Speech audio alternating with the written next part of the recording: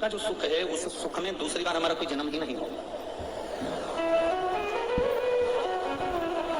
जन्म अगर ले भी लिया, एक जन्म पाने के बाद भगवान की भक्ति में जो हम डूब गए, डूबने के बाद फिर वापस हम जन्म में आए ही ना, वही तो मोक्ष है। माता के गर्भ में जब हम उल्टे लटके हुए थे, कितनी प्रतिज्ञा करी थी भगवान के सामने, कितना गिड़गिड़ाए थे, तब जाकर ये मनुष्य की देह मिल पाई थी। इतनी प्रार्थना करने के बाद, इतना निवेदन करने के बाद, इतना गिड़गिड़ाने के बाद तब जाकर कहीं मानव का शरीर मिला, और वो मानव का शरीर मिलने के बाद भी उस शरीर को हम यूं ही गवा दिए, फिर वो जीवन का कोई सुख नहीं मिल पाया, वो जीवन का कोई आनंद नहीं मिल पाया।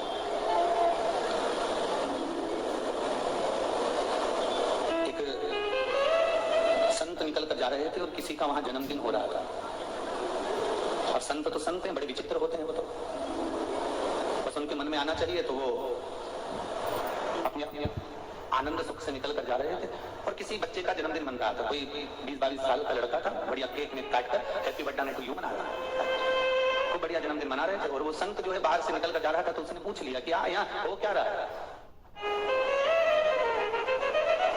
महाराज जी आपको नहीं मालूम? नहीं, आज इनका इकलौता लड़का है, उसका जन्मदिन मनाया जा रहा है। अच्छा, इकलौते लड़के का जन्मदिन, बहुत बढ़िया। कितने साल का हो गया? 22 साल का हो गया।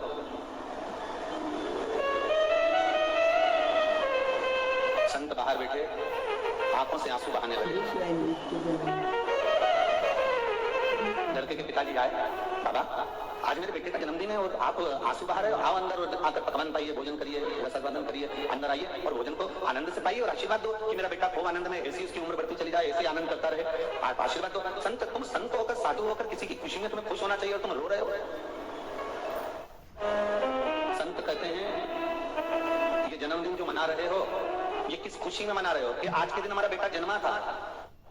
अरे भाई, जन्मदिन की जगह आज थोड़ा सा रुदन कर ले करो, क्योंकि धीरे धीरे करते करते ये 22 साल निकल गए और ना जाने कब श्वास आखिरी निकल जाएगी, पता ही नहीं पड़ पाएगा। और हम ये विचार में रहते हैं कि जन्मदिन मनाएंगे तो प्रसन्नता होगी, शादी की सालगिरह मनाएंगे तो प्रसन्नता होगी। कई कहती है हमारे यहाँ वो सिल्वर जुबली, और एक और होती है, कौन सी?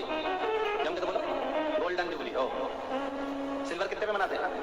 25 में, और गोल्डन 50 में। कितना विचित्र समय था। सर्विस करने गया था जवानी में, रिटायरमेंट लेकर आया बुढ़ापे में।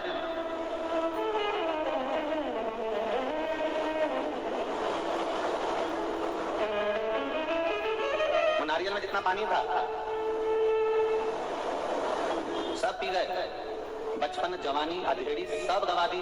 और जब आया बुढ़ापा तो गवर्नमेंट ने भी रिटायर कर दिया और ढोलक मंजीरा पकड़ा के माला देके घर भेज दिया कि अब जाओ, अब तुम अपने घर पर रहो और भगवान का भजन करो। अब बस इससे ज्यादा कुछ भी नहीं बचा, क्योंकि अब शरीर में कुछ बचा ही नहीं। तुम्हारी बुद्धि, विवेक, आनंदता जो थी वो समाप्त होती चली गई, एक अवस्था ढलती चली गई। बचपन खेल में खोया, जवानी नींद भर सोया, बुढ़ापा देख कर रोया, सिराने मौत हंसती है। अंतिम समय में मृत्यु देवी भी हंसेगी आपको देखकर कि इसने पूरा बचपन गवा दिया, पूरी जवानी गवा दी, पूरी अधेड़ी गवा दी, और बचा था बुढ़ापा, उसको भी ऐसे निकाल दिया। भगवत भजन में तो निकाला ही नहीं। कई तो रिटायरमेंट होने के बाद भी इस दुख में रहते हैं कि और 2-4 साल कहीं नौकरी कर लूं, काम कर लूं, धंधा कर लूं। अरे भैया, उन्होंने माला पहनाकर तुमको निकाला है, स्मरण कराकर निकाला है। प्रयास करना कि कहीं सत्कर्म में, कहीं भजन में, कहीं कीर्तन में, कहीं नाम जाप में, कहीं दान पुण्य स्मरण में लगे रहो।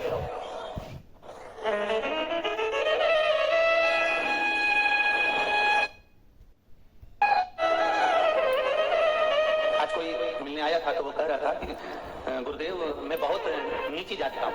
हमने कहा ठीक है, क्या दिक्कत है? तो गुरुदेव मैं बहुत गरीब भी हूँ। हमने कहा ठीक है, फिर क्या दिक्कत है? अगर गुरुजी मैं बहुत धनपति होता ना, बहुत दान करता, खूब पुण्य करता, खूब सत्कर्म करता, और कथा तो मैं यूं ही अकेला ही करा लेता। मैंने कहा बहुत बढ़िया, फिर अभी क्या दिक्कत है? गुरुजी मन करता है दान करने का, पर कर नहीं पाता। मन करता है मंदिर देवालय में जाकर भगवान का स्मरण करूं, भगवान का पूजन करूं, अर्चना करूं। जैसे ब्राह्मण जन नित्य प्रति भगवान का आराधना करते हैं, पूजन करते हैं, अर्चना करते हैं, लोग निकल कर जाते हैं, भगवान की आराधना करते हैं। मेरा भी मन करता है कि मैं भी जाकर आराधना करूं, मेरा भी मन करता है कि मेरी भगवत स्मरण करूं, मेरा भी मन करता है मेरी नाम जाप करूं। पर क्या करूं? ना तो मेरे को भगवान ने धन दिया, ना भगवान ने मुझको इतनी संपदा दिया, और ना भगवान ने मुझे वैभव दिया जिससे मैं कुछ अच्छा कर सकूं। अब आप बताओ कि मैं क्या करूं? पहले तुमने पूछा कहां का हो रहे, बताया अभी गांव का नाम, यहाँ से कुछ 10-12 किलोमीटर दूर दौसा से, वहां से आया। अब आप बताओ हम क्या करें? हमने कहा कुछ मत करो, बस एक काम करो, ये सीधा हाथ है, राइट हैंड। पूजन पाठ में कौन सा हाथ काम आता है? जम के बोलो जब, सीधा हाथ। इस हाथ को कहीं प्रयोग में लेते हो क्या? कहीं नहीं। पूजन में काम लेते हो क्या? अगर पूजन करोगे पंडित जी ने उल्टा हाथ है, हाथ मत लगाना, ये सीधा। इसको दान करना है तो उल्टे हाथ से करोगे कि सीधे हाथ से करोगे? अर्जुन के बोलते जाओ सीधे हाथ से। कोई पुण्य का कार्य करना होगा तो उल्टे हाथ से करोगे कि सीधे हाथ से? बोलते जाओ सीधे हाथ से। कहीं दान धर्म पुण्य संकीर्तन सत्संग स्मरण जो कुछ करना है हमको सीधे हाथ से करना है। अब ये जो उल्टा हाथ है ना, एक बार जैसे उस व्यक्ति ने प्रश्न किया, इस उल्टे हाथ को भी बड़ा दुख हुआ। उल्टे हाथ ने कहा मेरे को भगवान ने पिता ही क्यों करा, बता सब काम जब सीधे हाथ से कराना था, मेरा नाम भी रख दिया उल्टा हाथ। तो भगवान को सब काम सीधे हाथ से कराना था, सारा काम भगवान को सीधे हाथ से करवाना था, दान पुण्य संकीर्तन भजन सेवा कीर्तन आदि भगवान का श्रृंगार सब कुछ सीधे हाथ से कराना था। तो फिर मुझे जन्म क्यों दिया? मेरा तो जीवन बेकार हो गया ना, तो मुझे रखने से क्या फायदा है? मैं तो मर जाऊं तो अच्छा। ये उल्टा हाथ भी एक दिन बोला। उस उल्टे हाथ ने किसी गुरु से कहा कि गुरुदेव अब आप बताओ कि मैं क्या करूं, मैं क्या सुसाइड कर लूं कि मर जाऊं, क्योंकि मेरा ये हाथ तो किसी काम का नहीं है। पर गुरु ने कहा एक काम कर, शिव महापुराण की विद्वेश्वर संहिता में लिखा हुआ है कि जो सीधा हाथ है ना बस उसको टच कर लिया कर, सारा पुण्य तेरे खाते में चला जाएगा। तो चिंता मत कर। जब से ये उल्टा हाथ जो है ना, सीधा हाथ कोई भी काम करता है तो अपना हाथ लगा लेता है, तो इसको ये संतुष्टि हो जाती है कि मुझे कुछ पुण्य मिल रहा है। अगर भगवान ने आपको कुछ नहीं दिया, दान करने के लिए नहीं दिया, वैभव नहीं दिया, सत्ता नहीं, कुछ भी नहीं दिया, तो एक काम करना, जो दान धर्म करे, जो पुण्य करे, जो सत्कर्म करे, जो भगवान का नाम जाप करे, जो भजन करे, जो कीर्तन करे, उसके साथ उल्टा हाथ जैसा चिपक कर चलना प्रारंभ कर दो, तो सारा पुण्य तुम्हारे खाते में आना खत्म हो जाएगा। तुम्हें कुछ नहीं करना, तुम तो उससे चिपक जाओगे। जो दान करे पुण्य करे। अरे कितना सुंदर लिखा है। 26 एकादशी में से 24 नंबर की एकादशी का तो व्याख्यान वर्णन करते हुए विष्णु पुराण में स्पष्ट किया गया। एक बहू सास से बहुत झगड़ा करती थी, 24वीं एकादशी बहुत झगड़ा करे बस सास से। सास भी बहू से बहुत परेशान हो गई, भगवान इससे तो बहू नहीं होती तो अच्छा था, मैं तो मरी जाऊं तो अच्छा था।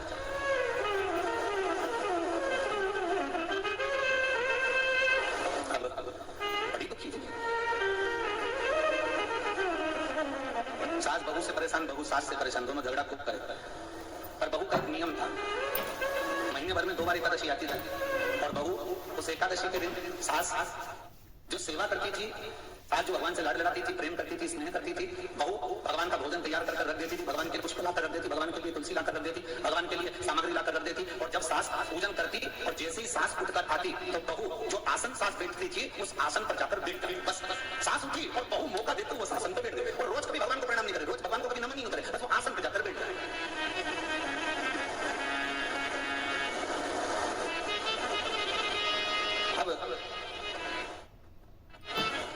सास के प्राण छूट गए, समय आया, सास को जब लेकर जाने लगे बंदी बनाकर, सास जाते जाते बैकुंठ के एकादशी के मार्ग से निकलती हुई बैकुंठ की और जब पहुंची सास, तो सास ने एक अलग से आसन देखा जिस आसन पर सास बैठती थी। तो सास को लगा मेरा आसन जो नीचे था वही ऊपर मिल गया, कितनी खुशी की बात है। सास ने मन में सोचा अब तो मेरे को आसन पर बिठाया जाएगा, बैकुंठ में मैं यहाँ रहूंगी, कितनी खुशी की बात है। और सास प्रफुल्लित होकर आनंदित होकर जैसे ही पहुंची, भगवान विष्णु ने कहा माता जी आप यहाँ नहीं रहोगे। धर्मराज बोले आप एक काम करो, वो सामने वाला जो अटारा है उस पर जाकर रहिए, तो मेरा आसन तो यहाँ बिछा हुआ, फिर यहाँ आसन पर कौन बैठेगा? तो उतने में भगवान नारायण के जय और विजय कहते हैं माँ उस आसन पर तुम्हारी बहू बैठेगी, क्योंकि वो एकादशी का पूरा सास सजा देती थी और आखिरी में उस आसन का पूरा पुण्य फल खुद ग्रहण कर लिया करती थी। तो सास को लगा कि मेरी बहू को ये ज्ञान कहां से मिला, तो उसके मन में आया लेकिन अब मैं तो बताऊं कि इस बहू को बताया किसने था? तो कहा इस बहू का जो गुरु था उस गुरु ने एक बात कह दी थी कि कुछ कर मत कर, पर वो आसन पर स्मरण कर, आसन पर बैठ जा, आसन का स्पर्श कर ले। बस उसी तरह आपसे करें 2 सवाल, जो पुण्य करे, दान करे, सत्कर्म करे, पड़ोसन 10 रुपया दान करे तो तुम चिपक जाओ, अपना क्या करे?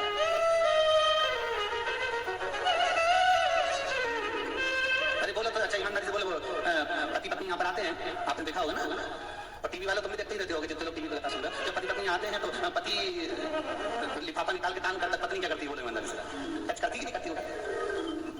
अच्छा उनसे पूछा जाए कि इस टच करने से क्या होता है, तो कि गुरुजी आधा मिल जाए। श्री शिवाय नमस्तुभ्यम, हर हर महादेव। पूज्य प्रदीप मिश्रा कथा में बहुत अच्छी बातें बता रहे हैं। पूज्य प्रदीप मिश्रा जी ने बताया है कि अगर हमारे पास इतनी समर्था नहीं है कि हम दान पुण्य कर सके या कथा करवा सके, तो कम से कम हम इतना ज़रूर करें कि जो कोई शिव पुराण करवाता है या दान धर्म करता है या कोई ऐसा कार्य करता है जिससे मानव जाति का भला होता है, तो सिर्फ उसके साथ रहने से ही हमें सभी फल मिल जाते हैं। और पूज्य प्रदीप मिश्रा जी ने एकादशी व्रत के बहुत अच्छे और अचूक उपाय बताए हैं। प्लीज़ पूजा देखिए, वीडियो को लास्ट तक बने रहिए और लाइक कमेंट और शेयर जरूर करिए, क्योंकि पूज्य प्रदीप मिश्रा जी की कथा और उपाय बहुत ही अच्छे होते हैं। अगर आप ये पूरी सुनोगे तो आपकी आधी टेंशन वैसे ही दूर हो जाएगी। श्री शिवाय नमस्तुभ्यम। करने से क्या होता है, तो कि गुरुजी आधा मिल जाए। अब धर्म में टच करने का आधा है और मालूम पड़े पति नीचे उतर के समोसा खाए और पत्नी टच कर ले, समोसा खा लिया और टच कर ले, तो पत्नी बाद मिलेगा क्या? अरे बोलो जम क्या नहीं मिलेगा ना। मतलब दान में, धर्म में, पुण्य में, सत्कर्म में, नाम जाप में, नाम कीर्तन में, नाम स्मरण में हमारा पुण्य का भाग हमारे खाते में आ सकता है, पर जो भोजन का भाग है वो जो ग्रहण करेगा उसी के खाते में आएगा, उसी के फल अनुसार उसको प्राप्त होगा। पति और पत्नी दोनों जीवित हैं, तो पति दान करेगा तो पति के खाते में जाएगा, पत्नी दान करेगी तो पत्नी के खाते में जाएगा। पत्नी के प्राण छूट गए, पति उसके बाद अगर कुछ दान करता है तो आधा कटकर पत्नी के खाते में चला जाता है। पति के जाने के बाद पत्नी कोई दान करती है, पुण्य करती है, तो पत्नी भले उसके नाम लेकर दान करे ना करे, पर अगर पति चले गया या पत्नी चली गई तो जिसने दान करा है उसका आधा खाते में से उसके खाते में अपने आप पहुंच जाता है, अपने आप। जो शास्त्रों का नियम है वो गवर्नमेंट ने ले रखा है। जैसे ही पति गया तो पति की तनख्वाह आदि, अरे बोलते जाओ जरा, ये भारत सरकार हो, ये हमारी भारत सरकार शास्त्रों को पढ़ पढ़ के नियम निकाली हो, अलग से कोई नियम नहीं लेके आई। शास्त्रों के अनुसार नियम है कि पति गया तो देना है, उसको मतलब प्रदान करना है उसका परवरिश। उसी तरह अगर कोई जीवात्मा चली जाती है, पति गया हो, पत्नी गई हो, तो उसने जो दान धर्म पुण्य करा उसका आधा कुछ भाग उसके खाते में दे दिया जाता है कि ये इस भाग से कोई पुण्य कर लेगी, इस भाग से कोई सत्कर्म कर लेगी, उस भाग से वो कर जाए, उसका आनंद कुछ प्राप्त हो जाए। कोई सदगुरु हो जो मार्ग को प्रशस्त कर दे। वेद और शास्त्र में क्या लिखा हुआ है, वेद और पुराणों में क्या लिखा हुआ है, हम केवल भगवान की भक्ति को जानते हैं। और वेद और शास्त्र के अनुसार कितने उपाय साहब, शिव महापुराण के अंतर्गत इतने उपाय हैं, एक एक बीमारी का, एक एक रोग का। फिर वही बात आ गई, ऐसा कोई मनुष्य नहीं है जिसके जीवन में समस्या नहीं है। पैदा हुआ है तो उसके जीवन में समस्या तो रहेगा। ऐसा कोई मनुष्य नहीं है जिसके जीवन में समस्या नहीं है, और ऐसी कोई समस्या नहीं है जिसका कोई समाधान नहीं है। बस अंतर इतना है, उस समाधान को पाने के लिए शंकर की शरणागति जाना पड़ेगा, उस समाधान को पाने के लिए शिव का स्मरण करना पड़ेगा, उस समाधान को पाने के लिए भगवान की भक्ति में डूबना पड़ेगा। जब हम उस समाधान तक पहुंच जाएंगे तो जीवन का एक आनंद, एक तत्व, एक सुख अपने आप प्राप्त हो जाएगा। कोई सदगुरु मिले जीवन में। श्री शिवाय नमस्तुभ्यम, हर हर महादेव। पूज्य प्रदीप मिश्रा जी ने एकादशी के बहुत अच्छे उपाय बताए हैं। और पूज्य प्रदीप मिश्रा जी ने बताया है कि अगर घर में भी कोई एकादशी का व्रत करता है, अगर हम उसके आसन पर भी बैठ जाते हैं तो आधा पुण्य हमारे खाते में चला जाता है।